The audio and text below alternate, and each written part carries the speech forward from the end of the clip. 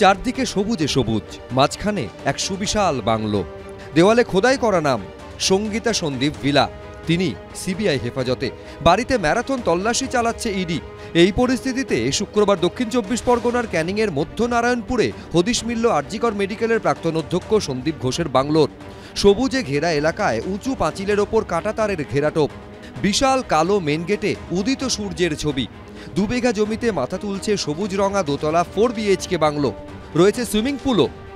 প্রসূন চট্টোপাধ্যায়কে নিয়ে কিন্তু ইডি আধিকারিকরা ইতিমধ্যে যে এই যে প্রজেক্ট, সেই প্রজেক্টের মধ্যে সঙ্গীতা সন্দীপ যে ভিলা, অর্থাৎ যেটা কিনা সন্দীপ ঘোষের একেবারে আলিশান বাংলো, সেই বাংলোয় কিন্তু ইতিমধ্যে তল্লাশি অভিযান শুরু করেছে ইডি আধিকারিকরা। বাংলোতে কিন্তু আমরা দেখতে পাচ্ছি যে চারিদিকে কিন্তু প্রায় 10 ফুটের উঁচু পাঁচিল এবং তার মধ্যে বিভিন্ন রকমের বাহারি গাছ, ফল ফুলের গাছ রয়েছে এবং একটি সুইমিং পুলের কিন্তু অস্তিত্ব দেখতে পাচ্ছি। এখানে যখন আসতে তখন দেখা হতো, অনেক সময় অফিসে ডাক্তার টাকা নেওয়ার জন্য, মাইনে নেওয়ার জন্য যেতাম। কোথায়, কোন অফিসে? ওই ওখানে আরজি করে গেলে মাইনে দিয়ে দিতাম। আবার অনেক সময় এখানে এসে দিয়ে দিত।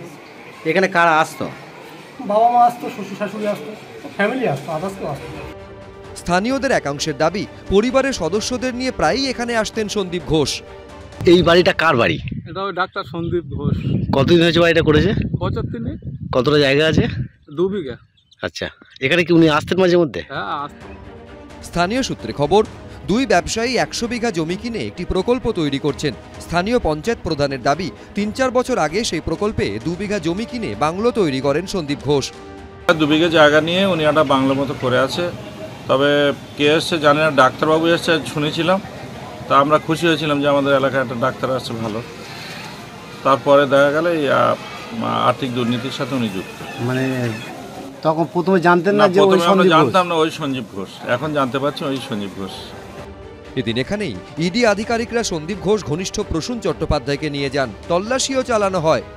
সন্দীপ ঘোষ ঘনিষ্ঠ প্রসূন চট্টোপাধ্যায়ের সুভাষগ্রামের বাড়িতে আজ সকাল 6:50 নাগাদ পৌঁছে যান 8 জন ইডি আধিকারিক। প্রায় 7 ঘন্টা জিজ্ঞাসাবাদের পর তাকে আটক করা হয় এবং আটক করে তাকে নিয়ে আসা হয় ক্যানিংয়ের মধ্যনারায়ণপুর এলাকার এই জায়গাতে, যেখানে সন্দীপ ঘোষের বাংলো রয়েছে।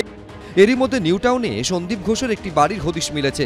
নেম প্লেটে জলজল করছে 4টি নাম: সন্দীপ ঘোষ, সঙ্গীতা ঘোষ, সত্যপ্রিয় ঘোষ ও মলয়া ঘোষ। পাশেই দেওয়ালে সাঁটানো সিবিআইয়ের 15ই আগস্টের নোটিশ, যেখানে লেখা, তথ্য প্রমাণ নষ্টের অভিযোগে 16ই আগস্ট সকাল 8টার সময় সিজিও কমপ্লেক্সে হাজিরা দিতে বলা হচ্ছে। 3তলা বাড়ির মেন গেটে ঝুলছে তালা। ক্যানিংয়ে প্রাসাদোপম বাংলো, বেলেঘাটায় বাড়ি এবং নিউ টাউনে আরেকটি বাড়ি, যে বাড়ির সামনে এই মুহূর্তে আমরা দাঁড়িয়ে রয়েছি, এই বাড়ির বাসিন্দা আরজিকরের প্রাক্তন অধ্যক্ষ সন্দীপ ঘোষ। এই বাড়িতে গত 15-20 দিন আগেই নির্মাণ কাজ শুরু হয়েছিল। বাড়ির একদম 1তলা থেকে শুরু করে 3তলার অংশ পর্যন্ত প্রত্যেকটি ফ্লোরে এখানে যে ছাদ রয়েছে, মেঝে রয়েছে, সেগুলিকে পরপর ভেঙে সেখানে লিফটের একটা ডাক্ট তৈরি করার কাজ চলছিল।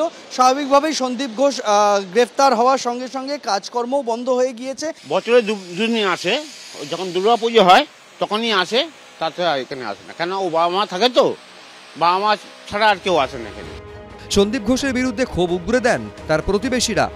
উনি আসতেন সপ্তাহে একবার বা 15 দিনে একবার আসতেন। উনি কোনোদিনও BMW নিয়ে আসতেন, কোনোদিনও একটা ওই XUV 500 না 700 ছিল ওই গাড়িটা নিয়ে আসতেন। কারোর সাথে মেশে না উনি, কখনো কেউ কখন যায় কেউ দেখতে পায় না, কেউ কাছে। হ্যাঁ, খুবই বাজে লোক, খুব বাজে ব্যবহার করে। শিক্ষা দুর্নীতি তদন্তে পার্থ চট্টোপাধ্যায়ের গ্রেফতারির পর শান্তিনিকেতনে খোঁজ মিলেছিল একটি সুদৃশ্য বাড়ির নাম ছিল অপা, যা অর্পিতা এবং পার্থর নামের প্রথম অক্ষর। অপা নামেই বাড়ির সঙ্গে পার্থ চট্টোপাধ্যায় ও অর্পিতার স্পষ্ট যোগও মিলেছিল। অপার দলিলে নথিও এসেছিল এবিপি আনন্দর হাতে। অপার দলিলে নথি অনুযায়ী 2012 সালে বাড়িসহ জমি কিনেছিলেন অর্পিতা মুখোপাধ্যায় ও পার্থ চট্টোপাধ্যায়। শিক্ষা দুর্নীতিতে পার্থ চট্টোপাধ্যায়ের গ্রেফতারি, তার ঘনিষ্ঠ অর্পিতা মুখোপাধ্যায়ের ফ্ল্যাট থেকে টাকার পাহাড় উদ্ধারের পর শান্তিনিকেতনে পর্যটকদের কাছে অন্যতম আকর্ষণ হয়ে উঠেছিল অপা। শান্তনু নস্কর, অনির্বাণ বিশ্বাস, সন্দীপ সরকার, এবিপি আনন্দ।